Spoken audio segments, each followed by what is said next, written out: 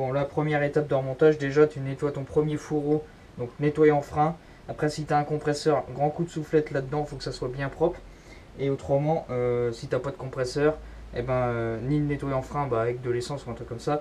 Mais autrement, si tu n'as pas de compresseur pour un chiffon, tu le mets bien dedans. Donc, et bien sûr, après, tu le récupères avec un petit enduit, un truc comme ça. Pour que ça soit bien propre. Donc, déjà, première étape de remontage, c'est remonter des spies neufs. Voilà. Donc, déjà, on peut commencer à les insérer un peu à la main. Après, bah, tu te trouves une douille qui va à peu près bien. Hein. Bon, là, je tape dessus déjà pour le rentrer un peu.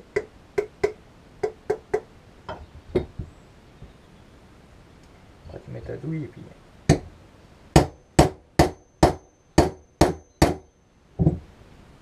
Donc, faut mieux y aller doucement. Une fois qu'il va être parti bien droit, ça devrait aller. Bon, même si le montage est assez serré dessus quand même. Voilà. Donc là, il commence à partir. Donc de toute façon, le premier, il faut l'envoyer. Alors, toi, peut-être que tu ne verras pas. Ouais, peut-être avec un tournevis. Mais ici, là où il y a mon tournevis, il y a une butée. Donc le premier, il faut l'envoyer jusqu'à la butée.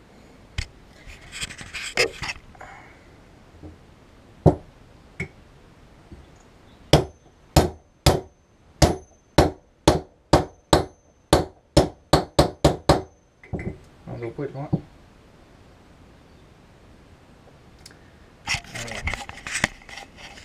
Même moi, j'arrive pas trop à bien voir, au final.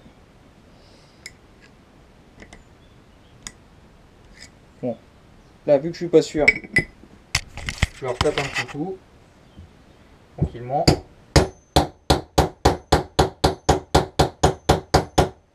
Là. Donc là, on est bien dans le fond. Et ensuite, le deuxième spi, eh ben, on l'enfonce jusqu'à contact du premier. Voilà, tout simplement. Donc la même manipulation.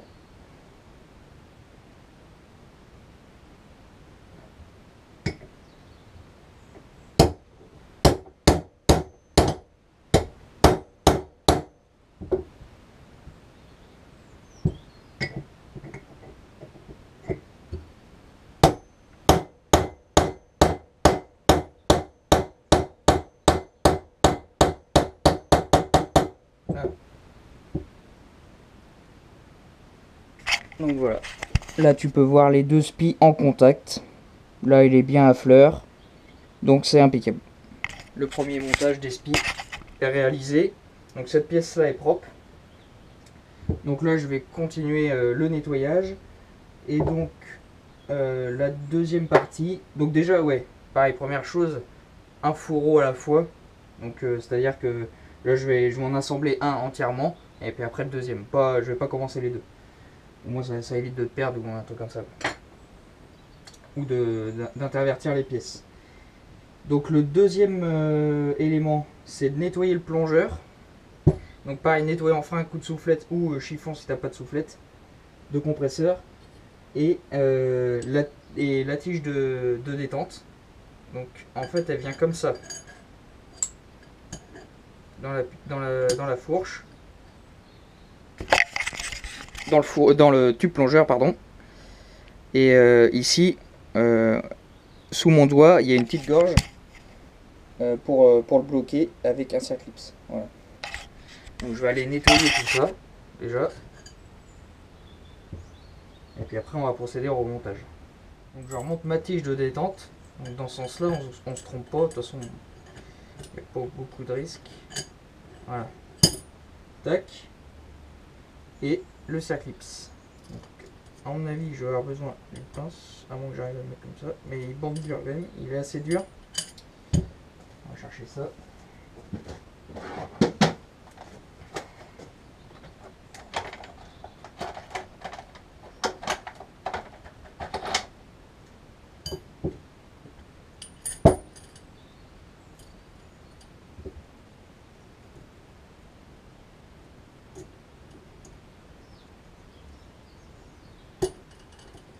Là. Donc là, il n'est pas dans la gorge. Et une fois qu'il est engagé, on le pousse un peu.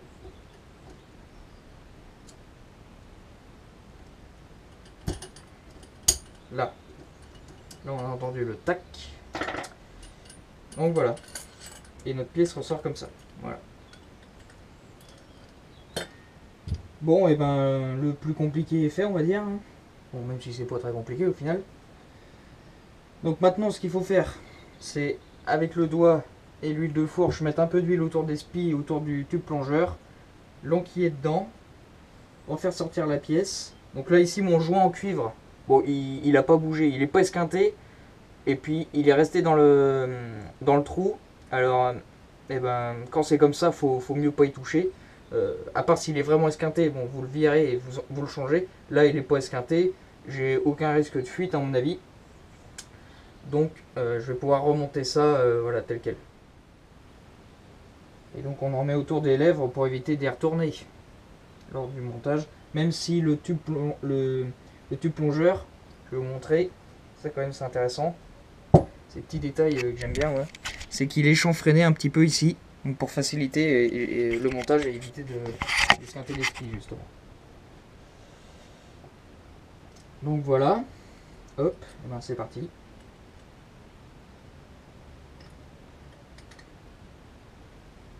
Du coup, pour faciliter le remontage donc de cette vis, je vais bien aller la nettoyer à l'essence et puis brosse à dents pour enlever les petits résidus de frein filet. Là, à l'intérieur de la tige de détente, donc j'y vais avec un tarot pour nettoyer un peu les filets. Et ensuite, je m'entraîne à remettre la vis. Non pas que c'est foiré, mais c'est juste pour nettoyer, si vous voulez, les filets, pour éviter qu'il y a trop de friction et que ma pièce elle tourne une fois que j'ai tout remonté, quoi. Parce que pour moi il n'y a aucune nécessité de mettre du frein filet à cet endroit et encore moins sur le bouchon en plastique. Mais bon, après c'est peut-être par sécurité ou quoi que ce soit, mais j'en vois pas l'utilité.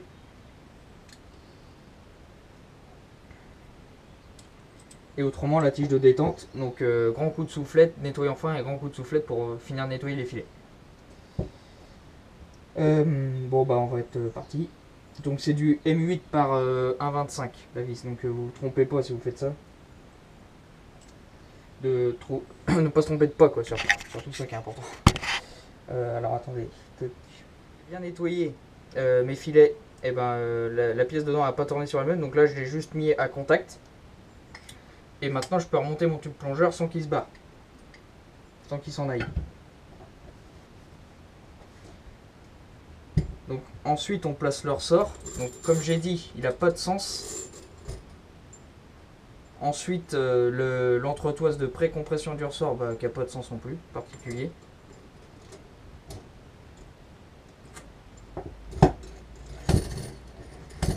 Voilà. Bon, une fois que votre ressort, vous l'avez mis, on met nos 120 ml d'huile. Alors, avant toute chose, je vais le placer dans un étau, mon tube plongeur, avec 2 cales en bois, pour éviter d'esquinter. Et de toute façon, je vais pas avoir le choix, puisque il va falloir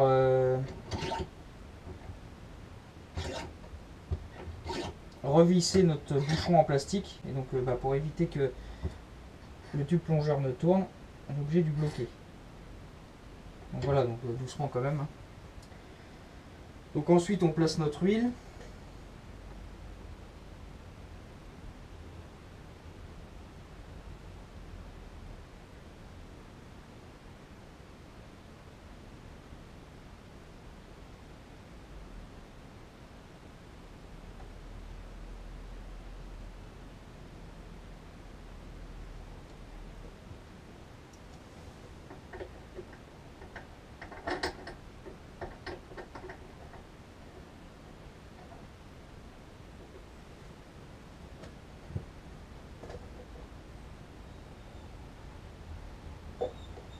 Donc on laisse couler quand même assez longtemps.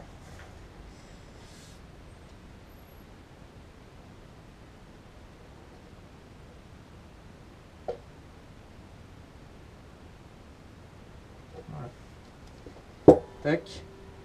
Notre entretoise en PVC, voilà, fameuse entretoise en PVC de pré-compression. Et là.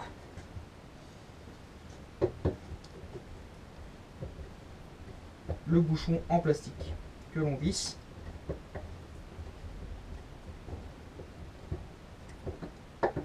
Et donc pour le serrage, là.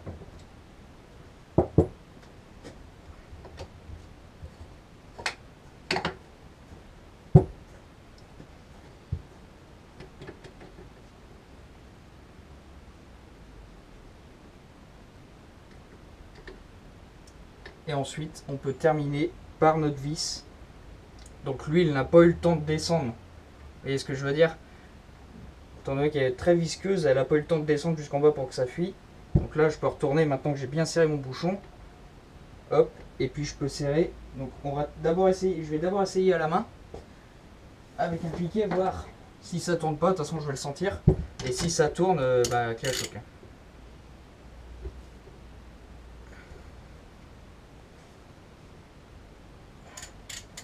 Là, a priori, c'est pas mal. Je vais le bloquer dans les taux. Ouais, quoi, je vais m'emmerder. Hop. Donc là, je mets une cale en bois par terre.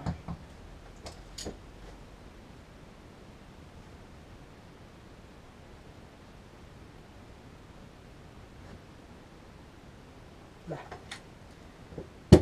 Bon, pour être sûr, étant donné qu'on n'a pas vraiment de force à bloquer à la main, je vais bloquer avec ma clé à choc, un petit quart de tour.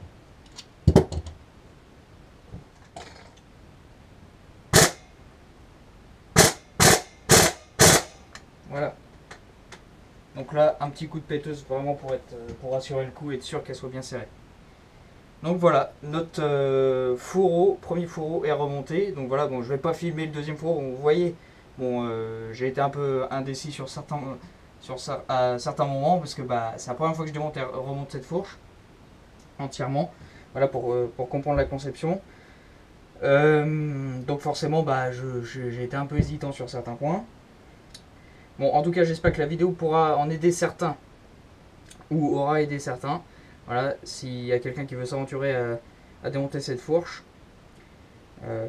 entièrement. Voilà. Donc bah c'est tout ce que j'ai à apporter. Donc là déjà à première vue,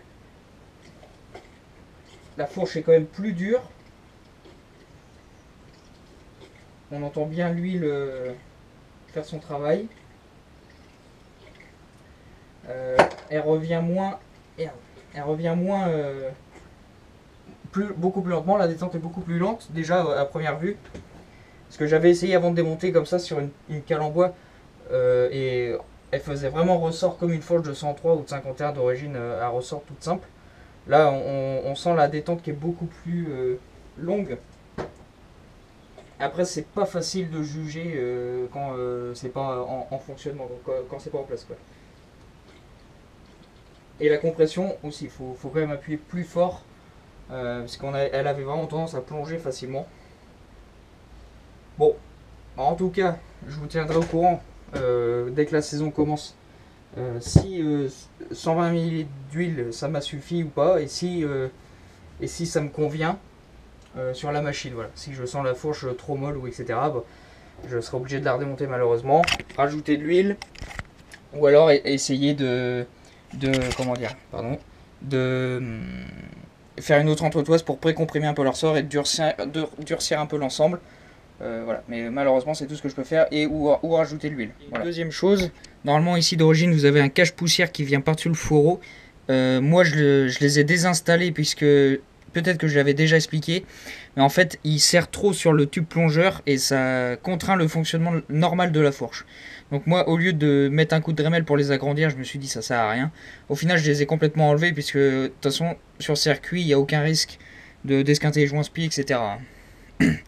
Voilà.